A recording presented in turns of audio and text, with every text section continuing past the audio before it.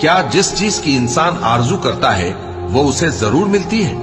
سو آخرت اور دنیا تو اللہ ہی کے ہاتھ میں ہے، اور آسمانوں میں بہت سے فرشتے ہیں جن کی سفارش کچھ بھی فائدہ نہیں دیتی مگر اس وقت کہ اللہ جس کے لیے چاہے اجازت بخشے اور سفارش پسند بھی کرے۔ جو لوگ آخرت پر ایمان نہیں لاتے وہ فرشتوں کو لڑکیوں کے نام سے موسوم کرتے ہیں، حالانکہ ان کو اس کی کچھ خبر نہیں۔ وہ صرف خیال و گمان پر چلتے ہیں، جبکہ خیال و گمان حق کے مقابلے میں کچھ کام نہیں آتا۔ تو جو ہماری یاد سے روگردانی کرے اور صرف دنیا ہی کی زندگی کا خواہاں ہو، اس سے تم بھی منہ پھیر لو۔